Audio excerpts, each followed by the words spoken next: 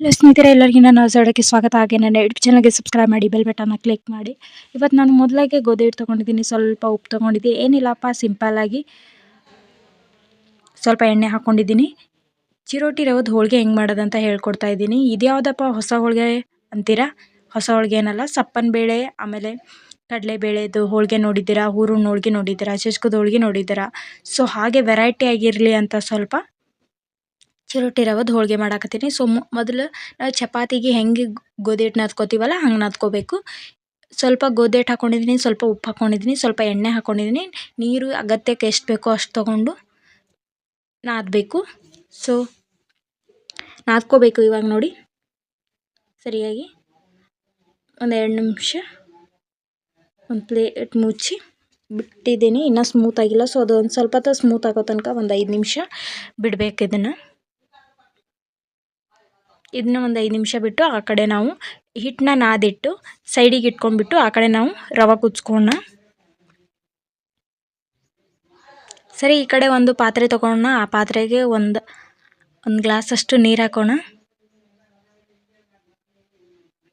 ಒಂದು ಗ್ಲಾಸಷ್ಟು ನೀರು ಹಾಕಿ ಸ್ವಲ್ಪ ಗ್ಯಾಸ್ನ ಮೀಡಿಯಮ್ ಫ್ಲೇಮಲ್ಲಿಟ್ಟು 1 ಕಪ್ಪು ಬೆಲ್ಲ ತೊಗೊಳ್ಳೋಣ.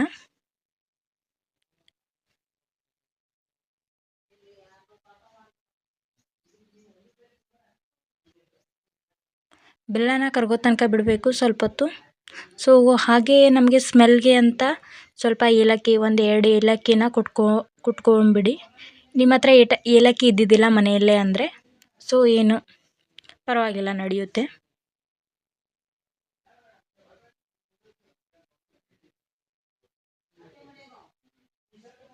ನೋಡಿ, ಬೆಲ್ಲನ ಕರಗಿಸ್ಬೇಕು. ನೋಡಿ, ಏಲಕ್ಕಿನ ನಾನು ಕುಟ್ಕೊಂಡು ಇಟ್ಕೊಂಡಿದ್ದೀನಿ. ಈಗ ಸ್ವಲ್ಪ ಕುದ್ದಾದ ಕೂಡಲೇ ಏಲಕ್ಕಿ ಪೌಡರ್ನ ಹಾಕೋದು.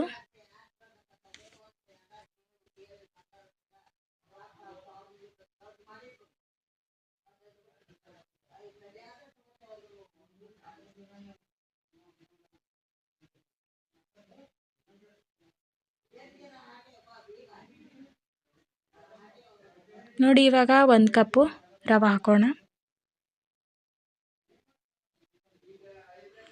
ರವೆ ಹಾಕಿದ ಕೂಡಲೇ ಬೇಗ ತಿರುವಾಡಬೇಕು. ಯಾಕೆ ಬೇಗ ತಿರುವಾಡಬೇಕು ಅಂದರೆ ರವೆ ಗಂಟಾಗಿ ಉಳಿದ್ಬಿಡುತ್ತೆ. ಸೊ ಅದ್ರ ಸಲುವಾಗಿ ಬೇಗ ತಿರುವಾಡ್ಬಿಡ್ಬೇಕು.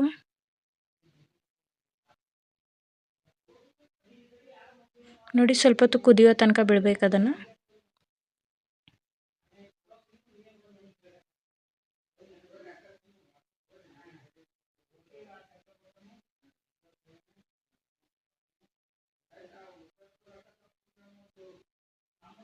ನೋಡಿ, ಕುದ್ದಿ ಗಟ್ಟಿಯಾಗಿದೆ.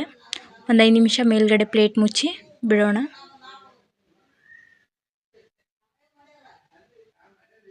ನೋಡಿ, ಪ್ಲೇಟ್ ಮುಚ್ಚಿದಾದ ಕೂಡಲೇ ಸ್ವಲ್ಪ ಹೊತ್ತು ಪ್ಲೇಟ್ ಮುಚ್ಚಿ ಗ್ಯಾಸ್ ಆಫ್ ಮಾಡಿಬಿಟ್ಟು ಒಂದು 2-3 ನಿಮಿಷ ಆರೋ ತನಕ ಬಿಡಬೇಕು ಪ್ಲೇಟ್ ತೆಗೆದು. ನೋಡಿ, ಕುದ್ದು ಗಂಟಾಗಿದೆ. ನೋಡು, ಗಂಟೇನಾಗಿದೆ ಇಲ್ಲ ಅಲ್ವಾ, ಮೃದು ಆಗಿದೆ. ಒಂದು ವೇಳೆ ತುಂಬ ಅಳಸಾಗಿತ್ತು ಅಂದರೆ ಸ್ವಲ್ಪ ಗೋಧಿ ಹಿಟ್ಟನ್ನ ಮಿಕ್ಸ್ ಮಾಡ್ಕೋಬೇಕು. ಅಂದರೆ ಸ್ವಲ್ಪ ಗೋಧಿ ಹಿಟ್ಟು ಹಾಕಿ ತಿರುವಾಡಬೇಕು. ಗಟ್ಟಿಯಾಗಿದ್ದಿಲ್ಲ ಅಂದರೆ ಅಳಸಾಗಿದ್ದಿಲ್ಲ ಅಂದರೆ ಪರವಾಗಿಲ್ಲ. ಗಟ್ಟಿಯಾಗಿತ್ತು ನೋಡಿರಿ, ಗಟ್ಟಿಯಾಗಿಬಿಟ್ಟಿತ್ತು ಅಂದರೆ ಏನು ಮಾಡೋದೇ ಬೇಡ. ಸ್ವಲ್ಪ ಅಳಸಾಗಿತ್ತಂದರೆ ಈಗ ನೋಡಿ, ಅದು ಆರೋದ ಕೂಡಲೇ ಸ್ವಲ್ಪ ಚೆನ್ನಾಗಿ ಒಂಚೂರು ಕೈಗೆ ನೀರು ಹಚ್ಕೊಂಡು ಉಂಡೆ ಕಟ್ಕೊಳ್ಳಿ. ನೀರಂದರೆ ನೀರಲ್ಲಿ ಪೂರ್ತಿ 1-2 ಡ್ರಾಪ್ ಕೈಗೆ ನೀರು ಹಚ್ಕೊಂಡು ಉಂಡೆ ಇಲ್ಲ ಎಣ್ಣೆ ಹಚ್ಕೊಂಡು ಉಂಡೆ ಕಟ್ಕೋಬೇಕು. ನೋಡೊಂದು 5-6 ಉಂಡೆ ಆಗಿದೆ. ಸೊ ಇವಾಗ ಹೋಳಿಗೆ ಹೆಂಗೆ ಮಾಡೋದಂತ ಹೇಳ್ಕೊಡ್ತೀನಿ ನೋಡಿರಿ. ನೋಡಿ, ಹಿಟ್ಟಿದೆ ಅಲ್ವಾ, ನೆನ್ಬಿಟ್ಟಿದೆ ಹಿಟ್ಟು. ಸೊ ಇವಾಗ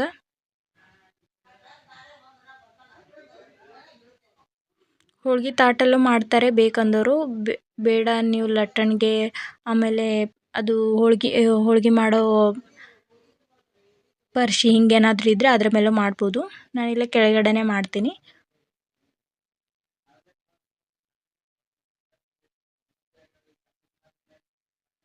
ನೋಡಿ, ಆ ಹಿಟ್ಟಿಗೆ ಈ ಹುಳಿನ ತುಂಬಬೇಕು.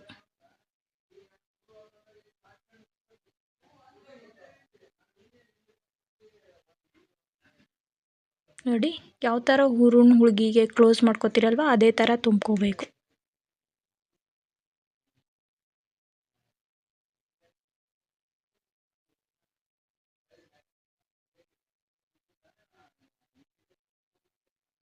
ಒಂದು ಸ್ವಲ್ಪ ಕೆಳಗಡೆ ಎಣ್ಣೆ ಹಚ್ಚಿ ಲಟ್ಟಣಿಗೆಯಿಂದ ತಿದ್ದಬೇಕು.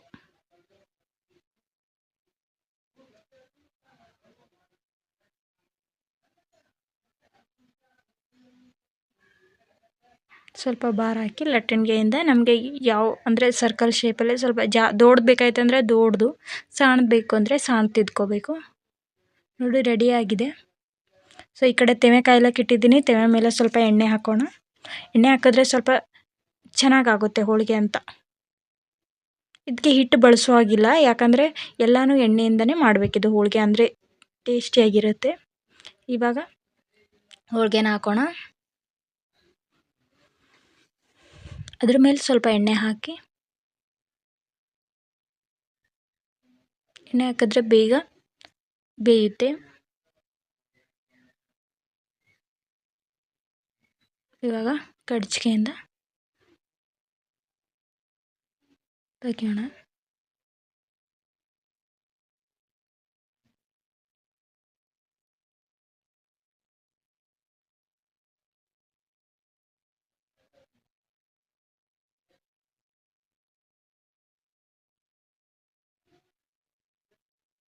ನೋಡಿ ಫೈನಲಿ ಹೋಳಿಗೆ ರೆಡಿಯಾಗಿದೆ.